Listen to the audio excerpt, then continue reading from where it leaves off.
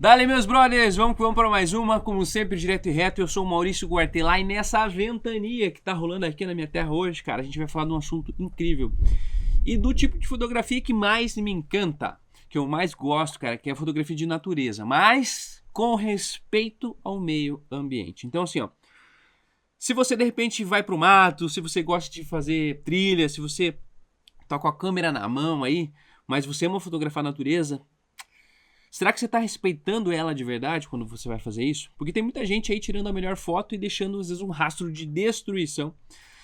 E talvez isso sem perceber, cara. Então eu vou trazer 5 pontos aqui que vão te ajudar a tirar melhores fotografias, mas principalmente com muito respeito à natureza.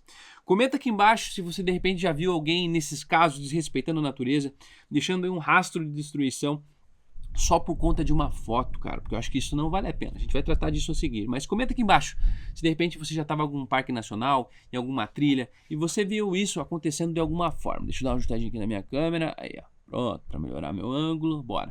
Então comenta aqui embaixo, cara, se de repente você já viu algum porcalhão aí zoando a natureza por conta de algum clique, porque afinal de contas não vale, né, cara? Você fazer uma fotografia e destruir a natureza não faz o menor sentido. Primeiro ponto, cara, a gente vai dividir esse vídeo em 5 pontos para facilitar a compreensão de vocês. Então, tô com o meu roteirinho aqui abaixo e vamos que vamos direto pro vídeo, como sempre, direto e reto. Então, a natureza ela não é apenas um cenário, cara.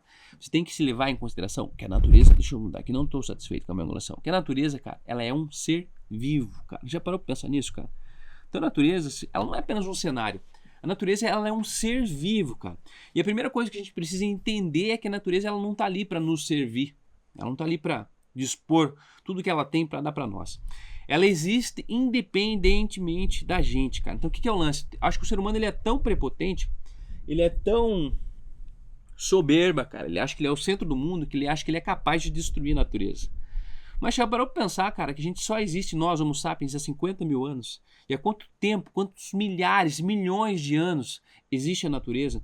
E mesmo com a extinção de dinossauros, com eras glaciais, com quedas de meteoros, cara, a natureza ela tá aqui, brother.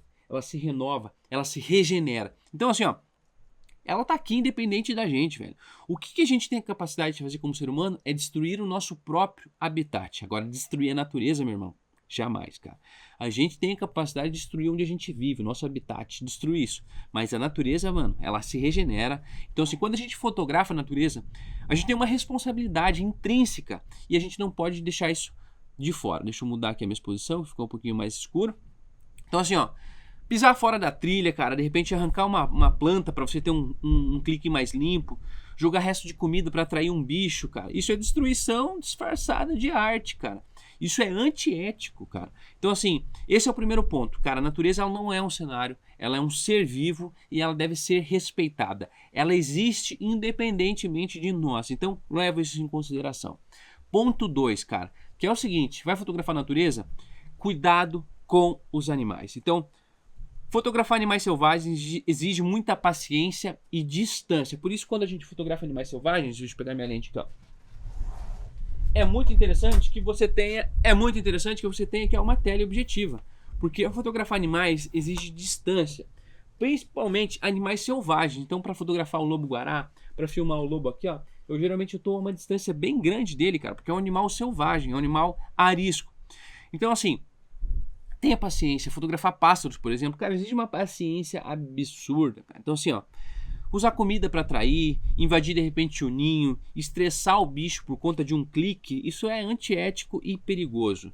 Então lembre-se assim, ó, que o animal, de repente, se é um animal selvagem, ele pode mudar o comportamento dele por sua causa, se você for invasível. Uma cobra, por exemplo, cara, ela dificilmente vai te picar, cara, a não ser que você pise nela, que você invada o território dela. Mesma coisa com uma onça, mesma coisa com uma jaguatirica, mesma coisa com um lobo-guará. Então assim, tome cuidado. Tenha cuidado com os animais para que você não, de repente, dê uma comida que não faz parte da alimentação dele. Você pode intoxicar esse animal. Então, por exemplo, o lobo-guará tá aqui, ó. O lobo-guará anda pelo aquele fundo, tá vendo onde eu tô apontando aqui, ó? Essas imagens que eu vou colocar aqui para vocês, ó, do lobo-guará, é justamente naquele ponto que eu tô apontando ali atrás, ó. É uma área de campo nativo, uma área de campo rupestre, e ele tá lá caçando passarinho, brother. Ele vem aqui, ó, nesse gerivá que tem aqui embaixo, pertinho de casa. Por quê, cara? Porque ele come coquinho, porque isso é a vegetação de fato natural dele. Ele não precisa que você dê alimentos para ele além disso. Então, tome cuidado com os animais, tenha responsabilidade. Vamos para o ponto 3, que é o seguinte, cara, quando você vai fotografar a natureza, você tem a missão, tá? De deixar o lugar melhor do que você encontrou. Essa é uma dica super simples. Então assim, ó, como é que você pode fazer isso, cara? Leve seu lixo de volta, recolha o lixo que você puder. Geralmente a gente vai em algum lugar, tá cheio de lixo, cara. Você vai deixar o lixo lá, brother? Não custa nada, meu irmão. Você já levou uma sacolinha e tá trazendo seu lixo de volta, recolhe o lixo que você puder e leva embora. Não destrua nada, não quebre nem um galinho. A fotografia de natureza deve ser uma forma de você preservar com os olhos e não depredar com os pés. Faz sentido isso para você? Então assim, se você quer fazer de fato a diferença, fotografe e limpe o lugar. Isso é o que a gente chama de ativismo visual. Por exemplo, eu já tive problemas com pessoas que vieram fotografar aqui, cara, com campanhas publicitárias que a gente veio rodar aqui na Reserva da Dora, de moda, e vem uma galera que não está habituada com a natureza, que não está habituada a estar num espaço desse, que não tem o respeito necessário para um lugar desse, cara. E os caras estavam comendo e jogando no chão, casquinha de bala, não sei o quê, e eu tive que ir lá corrigir todo mundo, chamar a atenção de todo mundo. Porque afinal de contas, cara, essa aqui é a casa dos animais. Se algum bicho de repente pega um plástico, porque tem um resto de alimento lá e engole isso, com certeza ele vai passar mal. Então, se você quer fazer diferença de fato, se você gosta de fotografar a natureza, tenha isso em mente, cara. Fotografe e limpe o lugar. Isso eu acho que é uma forma de ativismo, mas um ativismo positivo, não um ativismo apenas por ser ativista, por reclamar. Não, mas você faz alguma coisa. Isso é propositivo, tá? Então, isso é um ponto muito interessante, é deixar o lugar melhor do que você encontrou. Comenta aqui embaixo se até agora esse vídeo está fazendo sentido para você e qual desses 3 pontos que eu trouxe até agora é o mais interessante do teu ponto de vista, porque isso também é bem importante. Vamos para o quarto ponto, cara, que o quarto ponto é o seguinte, ó. Dê o crédito e o valor adequado às comunidades locais. Então assim, ó, muitas paisagens que a gente fotografa, ela tem história, tem gente que vive lá e que de fato faz aquele lugar ser o que é.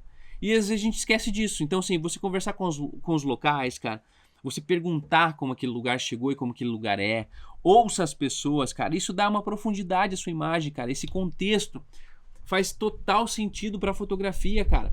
Isso é que faz com que a fotografia de fato tenha alma, mesmo que seja uma fotografia de paisagens, mesmo que seja apenas uma fotografia de natureza.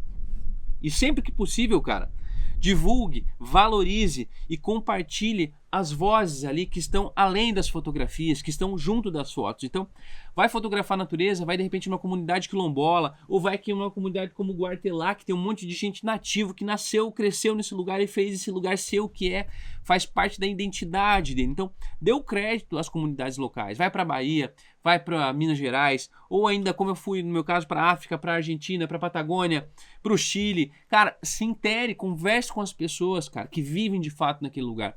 Isso vai trazer uma profundidade para o teu trabalho e vai fazer, sem dúvida, você ter mais valor ainda agregado na tua fotografia, no teu contexto visual, no teu contexto fotográfico. Então, além de você fotografar as paisagens, cara, fotografe as pessoas, cara, registre a história delas, porque isso é fundamental. Eu vou botar aqui também um pedacinho, algumas imagens do documentário que eu produzi, que chama-se Guaratelá, que eu aqui bem fico, que conta toda a história geológica de como o Guaratelá, o Cânion Guaratelá, que é o maior do Brasil, que é esse que eu vivo, e é por isso que eu assino esse nome, né? Eu nasci nesse lugar.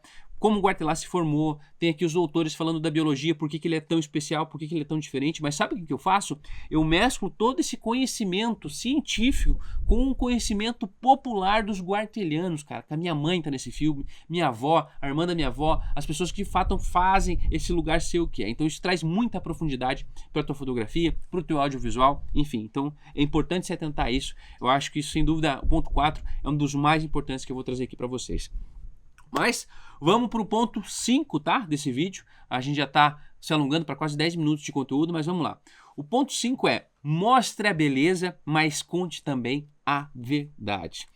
A natureza ela é linda, mas ela também é frágil. Então suas fotos podem inspirar a preservação ou ainda incentivar a destruição. Não se trata só de estética, tá? Use a fotografia para despertar a consciência. Uma imagem pode ser uma semente. Olha quanto isso é forte, cara.